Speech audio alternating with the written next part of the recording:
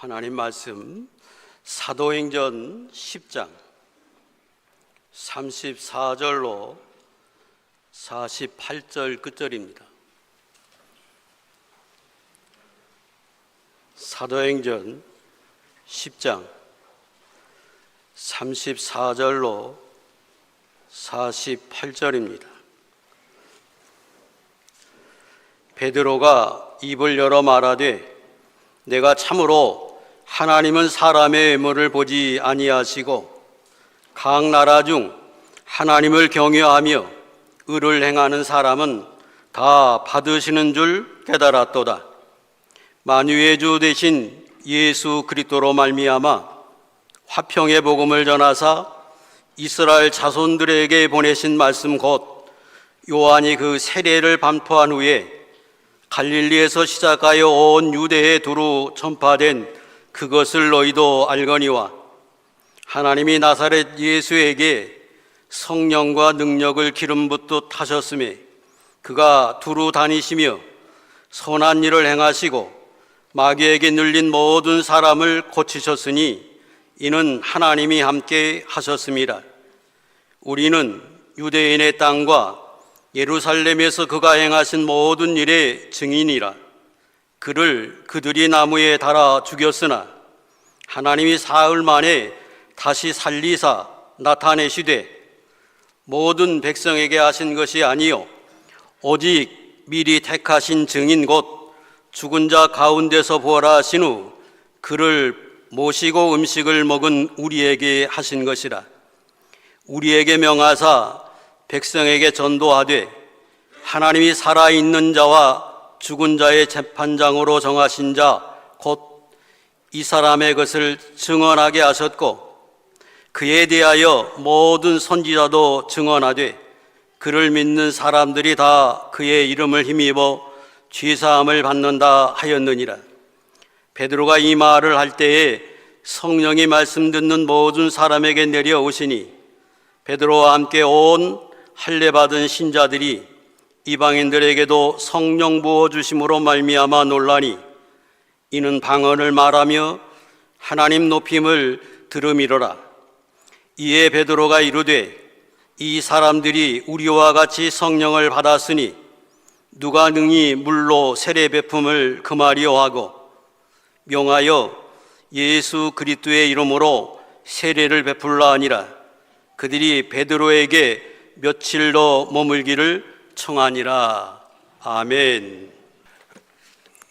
5월 가정의 달을 맞이해서 오늘 사도행전 10장 34절로 48절 말씀을 본문으로 고넬료 가정에 선포된 복음, 이런 제목으로 하나님 말씀을 선포하고 함께 은혜를 나누고자 합니다. 사도행전 10장은 하나님께서 사도 베드로를 통해서 고넬료의 가정에 이 복음을 전하게 하셔서 구원이 이제 유대인들을 넘어 모든 이방인에게도 열려 있음을 보여주는 이 놀라운 사건을 기록하고 있습니다. 한 가정의 복음이 선포됐다는 거, 이건 참 대단한 사건이고 위대한 역사의 시작인데 또 축복의 시작이라고도 할 수 있겠죠. 저는 그러니까 초등학교 1학년이니까 한 60년 전에 저희 어머니의 삼촌 되시는 애정조부 되시는 애삼촌 할아버지가 이 복음을 증거해서 동네에서 이제 처음으로 믿게 됐고 온 동네가 복음화되고 또 그 아랫 동네도 복음화되고 그 옆 동네도 복음화되고 이 복음이 많이 전파됐어요. 교회를 나겠다고 하니까 그 가까운 교회 목사님과 신방 대원들이 와가지고 신방을 하는 중에 우리 큰어머니인 백모님이 이놈들이 뭐 하는가 보자고 그 창호지에 침을 발라가지고 구멍을 뚫고 보다가 예배에 참여하게 됐고 또 우리 사촌 형님도 신학을 하고 목사가 되었습니다. 아무튼 이 복음이 전파됐다는 것은 참 놀라운 일인 것 같습니다. 축복의 시작이고요. 그런 면에서 저와 여러분들의 가정들은 이미 다 복을 받은 가정이라고 소개됩니다. 왜 그럴까요? 이 복음은 성경에 기록된 것처럼 유대인이나 이방인이나 모든 믿는 자들에게 구원을 주시는 하나님의 능력이 되기 때문입니다. 유대인이든지 이방이든지 믿는 자들에게 이 구원을 주시는 하나님의 능력이죠. 우리가 잘 아는 유럽의 최초의 교회가 빌립보 교회고, 빌립보 교회가 세워진 것도 루디아의 가정, 또 그 감옥의 간수의 가정에 떨어진 이 복음의 폭탄으로 말미암아 세워진 교회 아닙니까? 자, 그렇다면 이 오늘 본문에 등장하는 이 고넬료라는 사람은 과연 어떤 인물인지 우리 한번 찾아보고 같이 진행하도록 하겠습니다. 사도행전 10장 1절로 2절을 띄워주시면 좋겠습니다. 같이 한번 합독하겠습니다. 시작. 가이사라에 고넬료라는 사람이 있으니 이달리아의 부대라는 군대의 백부장이라. 그가 경건하여 온 집안과 더불어 하나님을 경외하며 백성을 많이 구제하고 하나님께 항상 기도하더니. 고무적인 사실은 이 고넬료라는 사람은 유대인이 아니고 이방인이라는 사실입니다. 당시 유대 나라는 우리가 잘 아는 것처럼 로마의 식민지 하에 있었는데, 이런 상황에서 그는 이 지중해 연안 이 가이사라라고 하는 지역에, 즉 로마에서 파견된 이 주둔군 장교의 신분이죠. 더욱 놀라운 것은 이 백부장 고넬료가 이 피지배국 유다 사람들이 섬기는 하나님을 경외했다고 성경은 그렇게 증거합니다. 그리고 그것도 온 가정으로 더불어 하나님을 경외하는 경건한 유대교 신자였다는 것이죠. 이 고넬료는 단순히 종교인이 아니라 경건해서 많은 백성을 구제하고 항상 기도하는 삶을 살았다고 했는데, 우리가 잘 아는데 유대인들은 전통적으로 하루에 3번씩 제3시, 6시, 제9시, 우리 시간으로 말하면 오전 9시, 정오, 그리고 오후 3시 기도 시간이 정해져 있는데, 우리가 잘 아는 그 다니엘도 포로 잡혀간 상태에서도 이렇게 매일 하루에 3번씩 창문을 열고 설명해서 기도하지 않았습니까? 그런데 이 고넬료 역시 제9시, 우리 시간으로 말하면 오후 3시 기도 시간에 기도하고 있었는데, 그가 이 기도하는 중에 빛난 옷을 입은 하나님의 사자가 이 환상 가운데 그에게 나타났고, 그 천사가 지금 이 요바에 머물고 있는 사도 베드로를 초청해서 복음을 들으라는 거예요. 우리가 여기서 이 착안할 수 있는 중요한 전도의 사실은 바로 이 기도와 전도는 아주 긴밀한 관계가 있다는 것. 기도 가운데 전도자를 초청해서 복음을 듣게 했다는 건 참 놀라운 일이죠. 바울이 아시아에서 복음을 전하는 걸 성령께서 막으시고 예수의 영이 허락하지 않았을 때도 그때 기도하다가 환상 가운데 마게 된 사람 한 사람이 우리에게 와서 복음을 전해달라고 하는 것을 보고 즉각적으로 순종해서 배를 타고 저 로마의 첫 도시 빌립보 성에 가서 또 기도하는 가운데 루디아를 만나고, 또 복음을 전한 것 때문에 감옥에 갇혔지만 간수가 열심하여 구원받는 이 놀라운 기적의 역사는 다 기도하는 가운데 놀라운 전도지, 또 전도를 받을 사람, 또 전도자들의 전도 받을 사람들의 마음의 상태를 열어주시고 또 무엇을 전할 것 같은지 이를 우리가 배울 수 있을 것 같습니다. 그런 면에서 이 전도를 잘한 사람들은 기도를 많이 한 사람. 장강교회 조함전 전도 부인이 전도를 많이 한다고 해서 광주 기도원에 와가지고 은밀하게 제가 길 가면서 여쭤봤습니다. 전도사님 왜 이렇게 전도를 잘하세요? 그러니까 기도 많이 하고 사랑해주면 된다는 거예요. 아주 짧은 답변이었지만 그런 것 같습니다. 기도를 많이 하고 또 기도를 많이 하면 영혼을 사랑하는 마음이 들지 않겠습니까? 아무튼 기도 중에 이런 놀라운 역사가 있었다는 거예요. 반면에 이 요바의 그 피장 시몬, 무두장의 시몬의 집에 머물고 있는 베드로도 이방인 고넬료의 구원과 관련된 이 소위 보자기 환상을 보게 됩니다.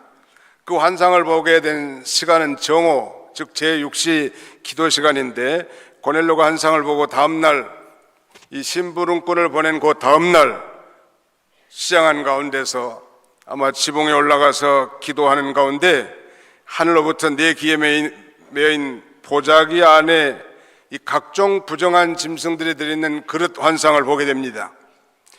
그 보자기 안에는 언약 백성들, 즉 하나님의 백성들이 식용으로 금기되어 있는 각종 부정하고 가증한 짐승들로 가득 찼단 말이에요.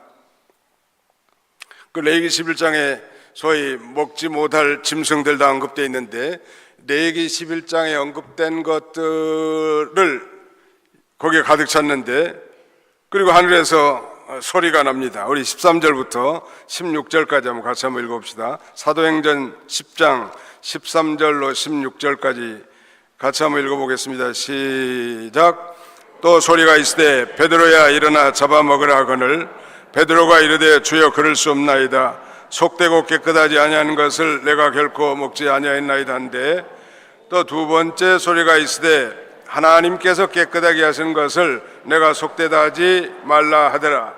이런 일이 3번 있은 후 그 그릇이 곧 하늘로 올려져 가니라.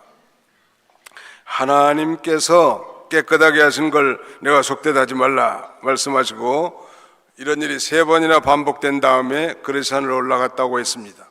베드로는 좀 황당했을 것 같습니다. 지금까지 지켜온 이 율법의 준행사항이 한순간에 깨뜨려진 순간인데, 도대체 자기가 본 환상이 무엇을 의미하는지 굉장히 의아해하고 있었습니다. 바로 그때 마침 고넬료가 보낸 그 심부름꾼들이 이 베드로가 머문 이 피장, 이 무두장의 집 시몬의 집 앞에 당도하게 됩니다. 베드로는 성령께서 지시하신 대로 고넬료가 보낸 그 사람들을 따라 요빠에서 온 유대 형제들과 함께 이 가이사라의 고넬료 집에 이제 들어가게 된 것입니다.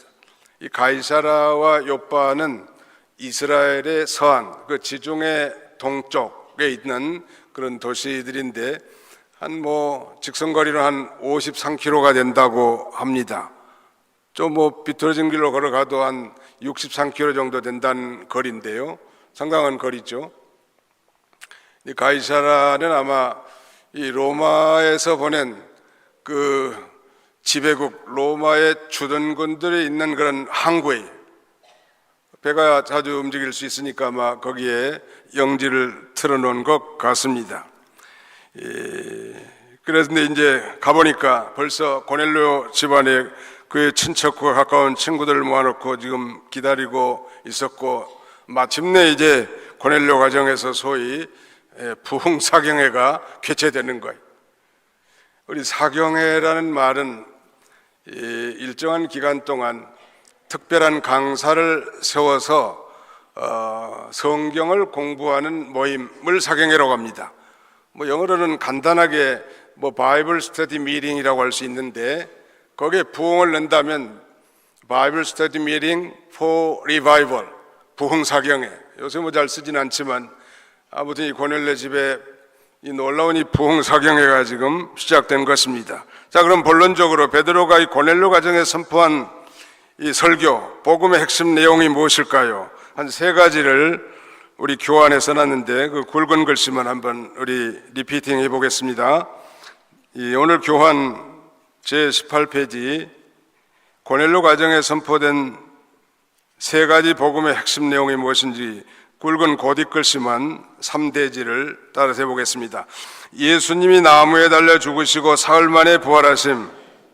아니, 제가 선창하면 여러분들이 후창하는 거예요.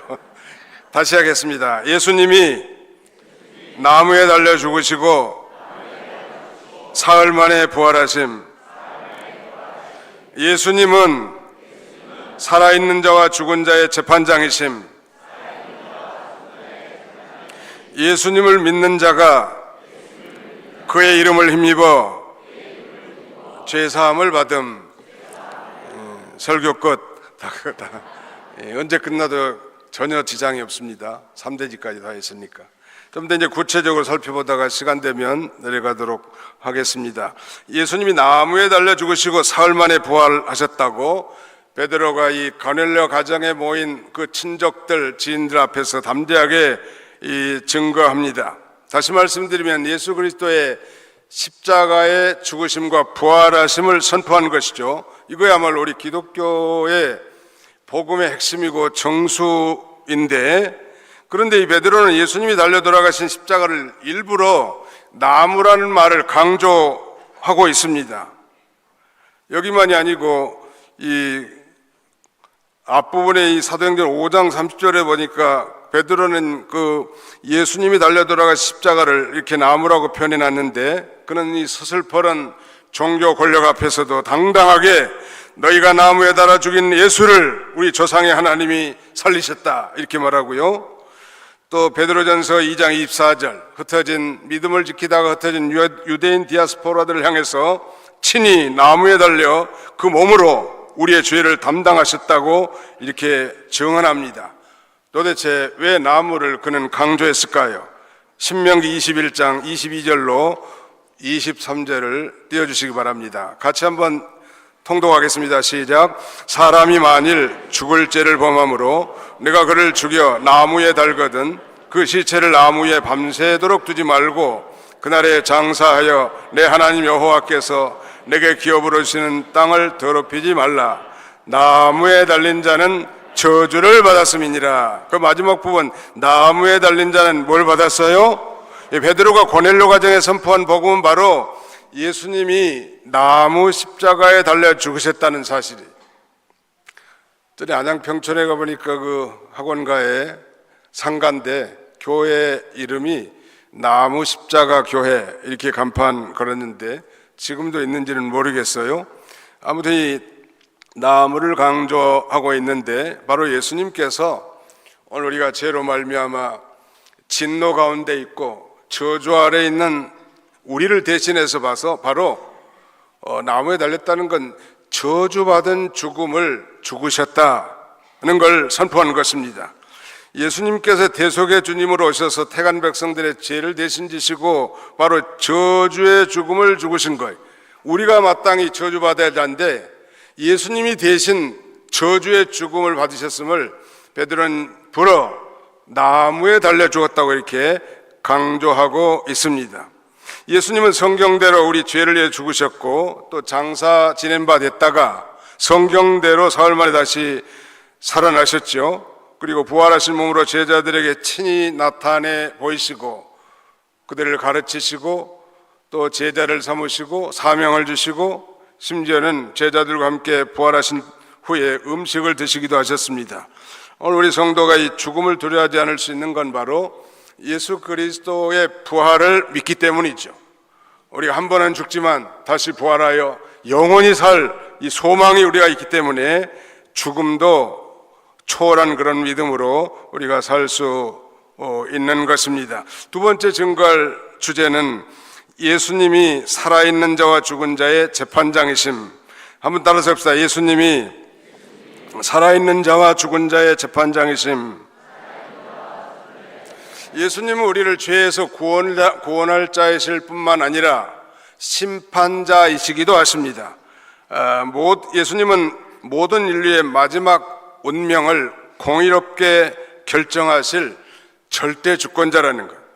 여기 살아있는 자와 죽은 자, 즉 산자와 죽은 자는 모든 인류 전체를 가리키는 것입니다. 특히 살아있는 자는 예수님께서 재림하실 때 그때 살아있는 자를 가리키고, 죽은 자는 예수님이 재림할 때까지 이미 다 세상을 떠난 모든 사람들을 가리키는데, 세상 법정에도 재판장, 판사가 있는 것처럼 마지막 날에는 예수 그리스도께서 재판장으로서 각 사람을 그들의 삶과 믿음 그리고 행위를 공의롭게 판단할 것입니다. 그때는 모든 숨겨진 죄들도 다 드러나게 될 것입니다.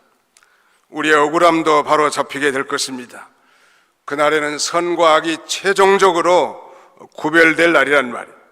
예수님이 재판장, 심판자라는 사실은 우리 믿는 자에게 억울한 인생도 결국 주님이 다 아신다는 위로와 함께 우리가 이 땅에 사는 날 동안 주와 복음과 교회를 위해서 희생하고 헌신하는 모든 그 믿음의 삶에 대한 보상, 상급의 소망을 우리에게 심어주고, 불신자에게는 회개하고 돌아오라고 하는 경고의 메시지이기도 하지요. 그 부활하신 예수님께서 바로 제자들에게 이 만 백성에게 복음을 전할 것을 명령하십니다. 42절을 한번 같이 또 합독하시겠습니다. 42절입니다. 오늘 본문 시작. 우리에게 명하사 백성에게 전도하되 하나님이 살아있는 자와 죽은 자의 재판장으로 정하신 자 곧 이 사람인 것을 증언하게 하셨고. 우리는 그 왕의 명령을 어명이라고 합니다. 어명이요 하면 다 고개 숙이고 꼼짝 못하지요. 왕정시대의 어명은 곧 법이지요. 영국 속담에 짐이 곧 법이라고 했는데, 하물며 왕중왕, king of kings인 예수 그리스도께서 그의 명령이야말로 얼마나 크고 엄미하겠냐는 말. 이 세상의 왕의 명령도 생사가 왔다 갔다 하는데, 세상을 창조하신 창조자로서 이 만왕의 왕이신 예수님의 명령, 어명 중에 어명인 예수님의 명령은 얼마나 크고 위대하겠냐는 말이에요. 우리는 그것을 대사명, The Great Commission이라고 하고, 좀 쉽게 말하면 전도와 선교 명령이라고 할 수 있겠지요. 그리스도인이라면 바로 마땅히 이 전도와 선교의 명령을 순종해야 합니다. 어떤 식으로든 순종하는 거예요. 이 전도는 어명이다. 김도식 목사라는 분이 이런 책을 한 20여 년 전에 쓴 바 있는데, 아주 그 전도의 중요성을 굉장히 강조한 책이 전도는 어명입니다. 우리 한번 따라합시다. 전도는 어명입니다.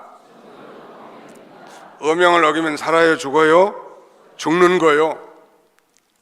바울 사도는 그래서 자기가 전도하는 것은 부득불 할 일이라고.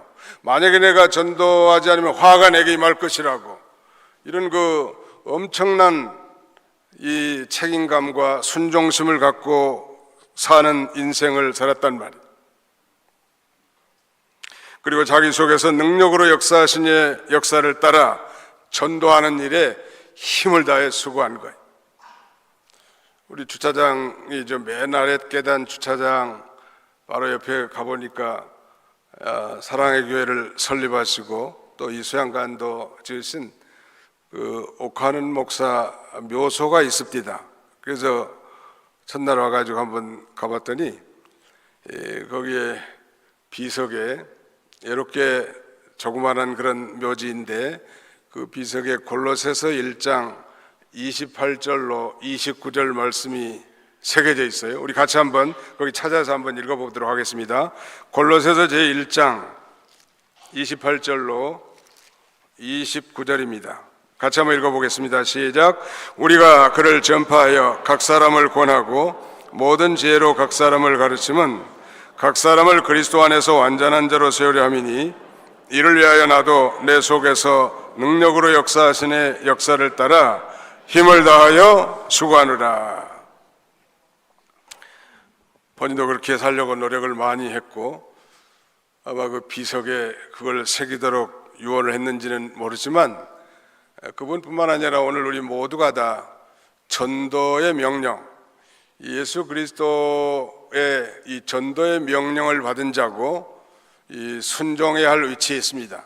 전도는 해도 되고 안 해도 되는 그런 일이 결코 아니라, 선택의 문제가 아니라 안 하면 안 되는 왕중왕이신 예수님의 절대 명령이기 때문에 우리가 아무튼 흩어지면 전도하는 거, 이거 중요합니다. 뭐 결과야 하나님 앞에 맡겨야 되겠지만, 이건 주님의 대사명이니까 천당 가는 그날까지 우리 교단 모든 교회들과 성도들이 힘써 전도해서 좀 부흥하는 교회가 됐으면 너무나 좋을 것 같습니다.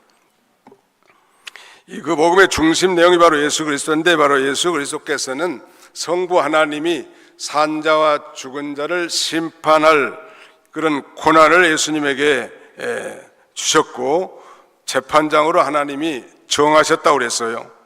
아멘. 사람들은 흔히 사람이 죽으면 끝나는 거지 죽은 다음 일까지 그렇게 고민하고 걱정하느냐고 말하지만, 그러면 어디나 좋겠습니까마는 죽음은 새로운 시작 아닙니까? 우리가 잘 아는 대로 한 번 죽는 것은 정해진 것이요 그 후에는 무엇이 있으리라? 심판이 있으리라.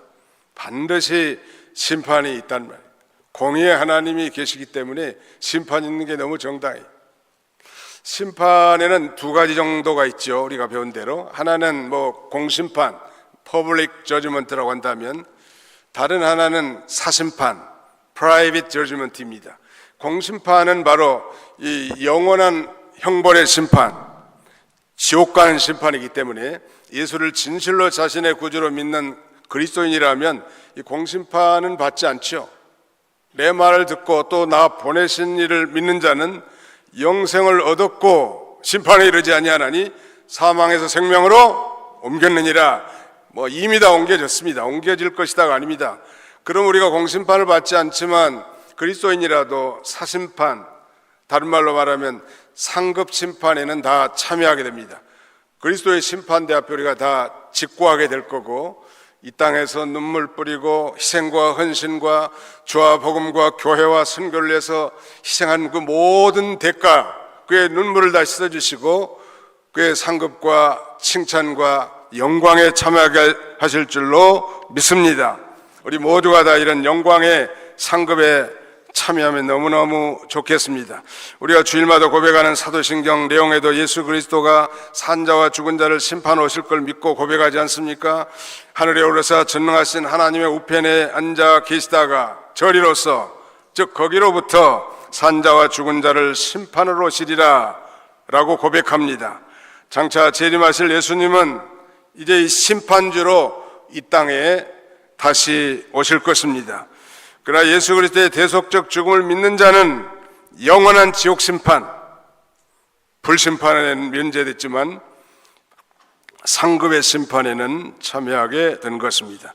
바울은 그의 아들과 같은 디모데에게 편지한 이 디모데후서 4장 1절 이하의 전도의 권면과 당부를 하면서 이렇게 말합니다.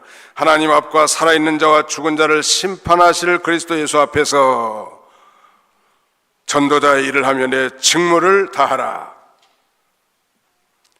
하나님의 심판대 앞에서, 심판하실 그리스도 예수 앞에서.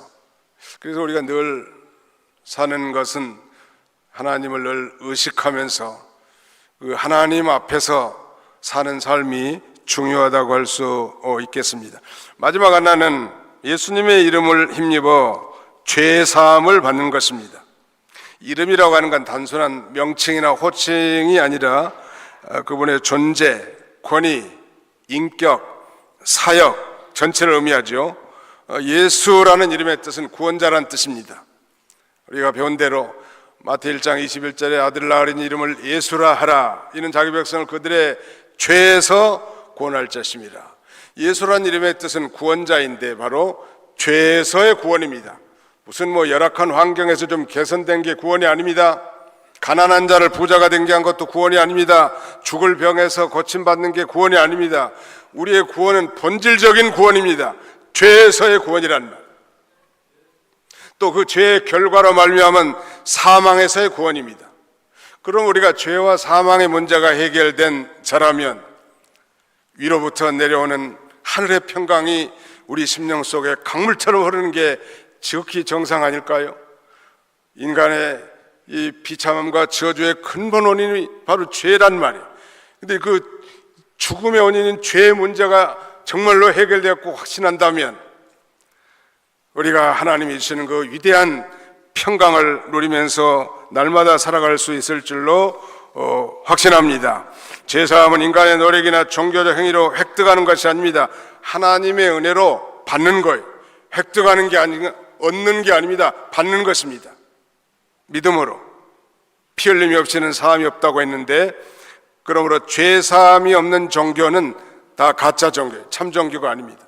우리 기독교만이 인간의 근본 문제인 죄가 바로 피로써 정결케 되기 때문에 속죄의 신앙을 제시하고 속죄의 신앙을 우리가 갖게 되는 것입니다. 죄사함의 문제야말로 그런 면에서 우리 인생에 있어서 절체절명의 아주 중대한 문제죠. 그 누구도 여기에 이해가 있을 수 없겠는데, 이를 위해서 예수님이 속죄양으로 이 땅에 오셨고 세례받으러 세례 요한 앞에 나온 그 예수님을 향하여 그는 증거하기를, 보라, 세상 죄를 지고 가는 하나님의 어린 양이로다. Behold the Lamb of God who takes away the sin of the world. 세상 죄를 지고 가는 하나님의 어린 양이로다. 저는 이 말씀의 은혜를 받았습니다. 세상 죄라고 하면 우리의 모든 사람들의, 택한 백성들의 죄가 그 안에 다 포함된 거 아니겠습니까? 저의 죄뿐만 아니라 여러분의 죄도 거기 포함되고, 과거의 죄뿐만 아니라 현재와 심지어는 미래의 죄까지도 다 2000년 전에, 아니 우리가 아직 죄인 되었을 그때 예수님이 이 대속적 죽음을 통하여 완전히 해결하는 것입니다.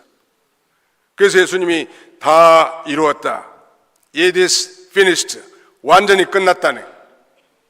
그러므로 그렇다면 오늘 우리가 입술로, 마음으로, 행동으로 짓는 죄에 대해서는 어떻게 해결할까요? 거기에 대해서는 요한일서 1장 9절에 있는 대로, 만일 우리가 우리의 죄를 접해가면 그는 미쁘시고 이로써 우리의 모든 죄를 사할 것이요 우리를 모든 불법에서 깨끗게 하실 것이라는 말씀을 믿고 하나님 앞에 confession, 자백하는, 하나님 앞에, 신부님 앞에 가서 자백하는 거 아닙니다. 고해성사하는 거예요. 우리가 제사장이, 우리가 신부님이고 우리가 사제란 말.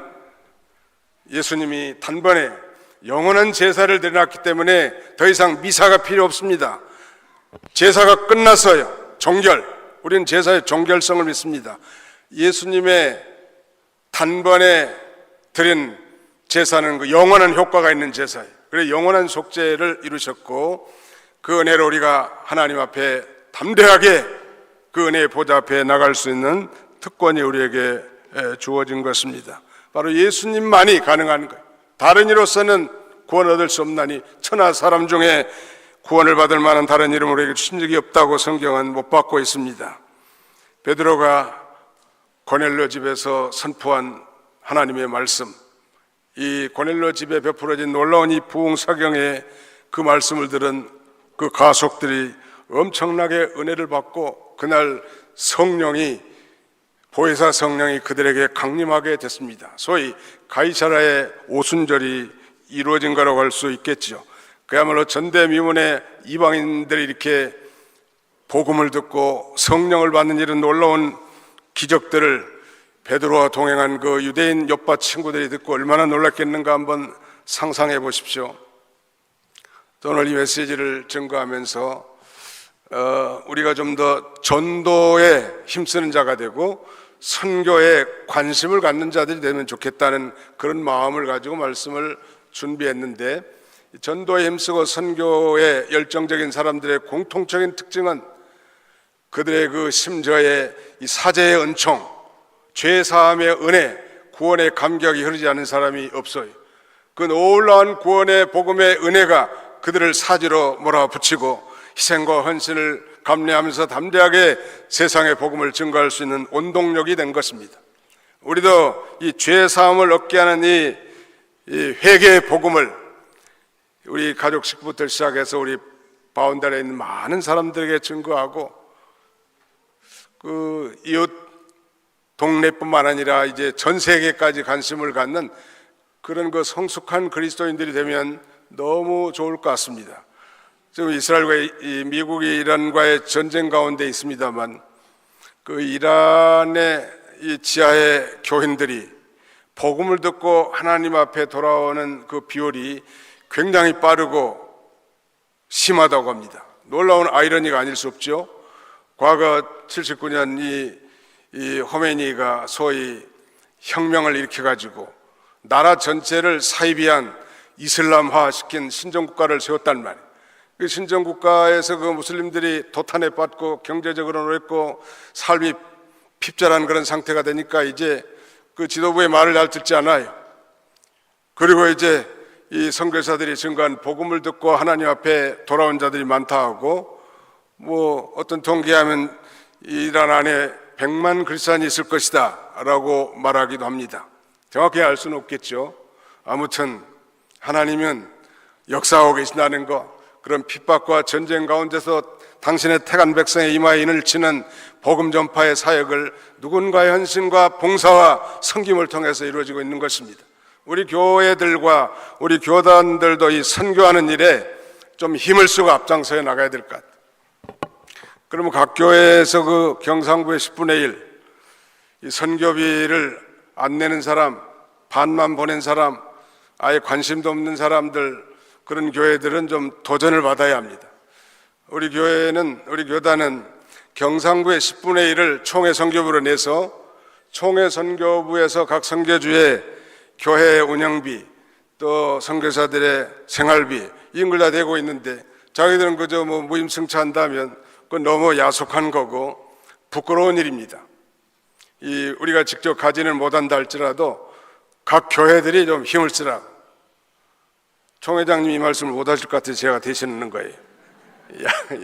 양해하시기 바랍니다. 아무튼 모든 교회들이 다 어깨를 들이매고 힘을 써야 돼. 다른 교회는 죽도록 힘을 쓰는데 안일하게 있으면 되겠냐는 말이에요. 근데 놀라운 간증은 그렇게 희생하고 죽도록 힘을 쓰면 하나님이 엄청나게 부어주신다는, 믿으시면 아멘 합시다. 이런 역설의 진리를 체험하지 못했기 때문에 자기만 잘 되면 되는 줄 알지만, 자기만 잘 되려고 하면요, 자기도 안 되고 교단도 안 되는 거예요. 희생하고 헌신하면 하나님께서 자기 교회도 잘 되게 하고 자기 가정도 잘 되게 해주고 아무튼 교단도 잘 되게 해준다는 말씀을 맺고자 합니다. 가정의 달을 맞이해서 오늘 우리 개신총회 사는 모든 교회와 성도님들의 가정이 복음으로 말미암은 죄사함, 즉 구원의 축복과 그 감격이 넘치기를 간절히 바라고, 이 놀라운 복음을 이제 전파하는 그런 성숙한 교인들과 성도들이 다 되시기를 주님의 이름으로 축원합니다.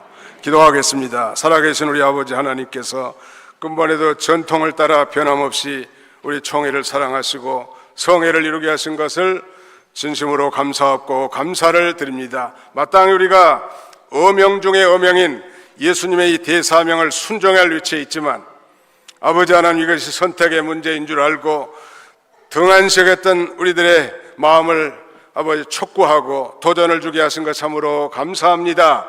이제 우리가 무엇을 전해야 될지 오늘 말씀을 통하여 다시 한번 상고하게 하셨사오니, 바로 예수 그리스도께서는 저주의 나무 십자가에 달리셨다가 3일 만에 부활하셨다는 것, 성부 하나님께서 예수 그리스도를 살아있는 자와 죽은 자의 재판장, 심판자로 삼으셨다는 것과 예수 그리스도의 이름을 힘입어 그를 믿음으로 이 죄에서 완전히 해방되는 사죄의 은총을 증거할 수 있는 우리 모두가 다 되게 하여 주시옵소서.